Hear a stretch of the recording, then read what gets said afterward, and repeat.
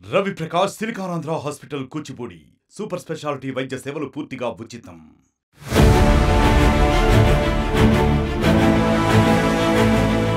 పూజా కేట్కర్ పై UPSC కఠిన చర్యలు తీసుకుంది. యూపీఎస్సీ పరీక్షల్లో దివ్యాంగురాలిగా ఫేక్ సర్టిఫికెట్ సమర్పించినట్లు రుజువు కావడంతో యూపీఎస్సీ ఆమె అభ్యర్థిత్వాన్ని రద్దు చేసింది.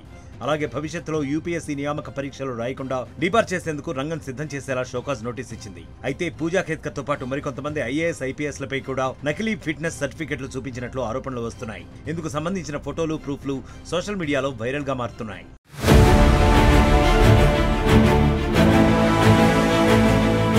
పూజా కేట్కర్ ఘటన తర్వాత మరికొందరు ఐఏఎస్ ఐపీఎస్ అధికారులు నకిలీ ధ్రువపత్రాలు సమర్పించారంటూ ఆరోపణలు వస్తున్నాయి.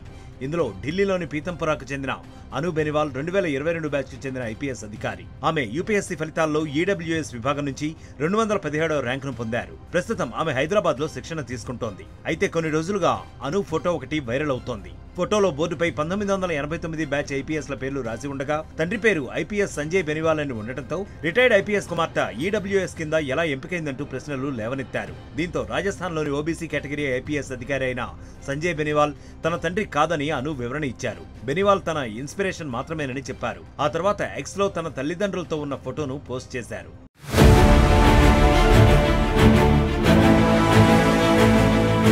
ఇక మరో అధికారి ప్రఫుల్లా దేశాయ్ యూపీఎస్సీ 2019వ సంవత్సరంలో 532వ ర్యాంక్ను సాధించారు. Prafulla Desai orthopaedical handicapped quota కింద ఎంపికయ్యారన్న వార్తలు సోషల్ మీడియాలో వైరల్ అవుతున్నాయి. కాగా సోషల్ మీడియాలో ప్రఫుల్లా దేశాయ్కి సంబంధించిన ఫోటోల్లో ట్రెక్కింగ్ చేస్తూ కనిపించడం అనేక అనుమానాలకు దారితీసింది. దీంతో ప్రఫుల్లా ఎంపిక ప్రక్రియపై కూడా ప్రశ్నలు తలెత్తుతున్నాయి. ఆర్థోపెడికల్ వైకల్యం ఉన్న వ్యక్తి పర్వతాన్ని ఎలా అధిరోహిస్తారని పలువురు అనుమానాలు వ్యక్తం చేస్తున్నారు.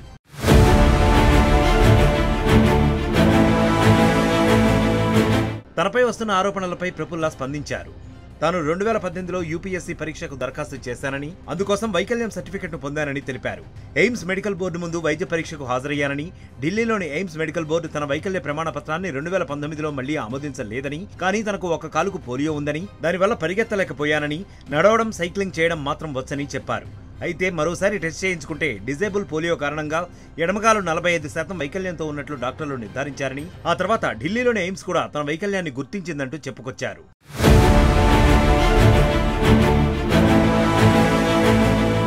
రెండు 2014 బ్యాచ్ కు చెందిన మరో ఐఏఎస్ అధికారి నితిక 857వ ర్యాంకు సాధించింది. ఈమెకు దృష్టిలోపం ఉన్న వారి కోటాలో ఎంపికైంది. అయితే నితికకు సంబంధించిన వీడియో ఒకటి కొన్ని రోజులుగా వైరల్ అవుతోంది.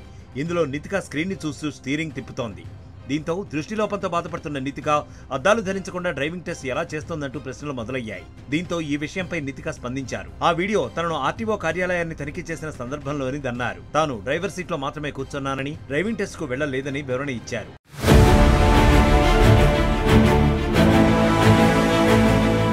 అత్యున్నత సర్వీస్ నియామకాల్లో ఫేక్ సర్టిఫికెట్లతో ఉద్యోగం పొందిన వారు ఉండటం దేశానికి మంచిది కాదన్న అభిప్రాయం నెటిజన్స్ నుంచి వ్యక్తమవుతోంది.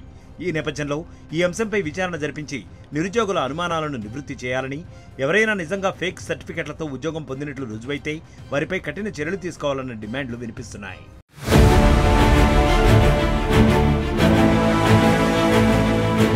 మరిన్ని వీడియోస్ కోసం ఛానల్ ని సబ్స్క్రైబ్ చేయండి. లేటెస్ట్ అప్డేట్స్ కోసం వాట్సాప్ ఛానల్ ని ఫాలో చేయండి. అండ్ లింక్ డిస్క్రిప్షన్ లో ఉంది.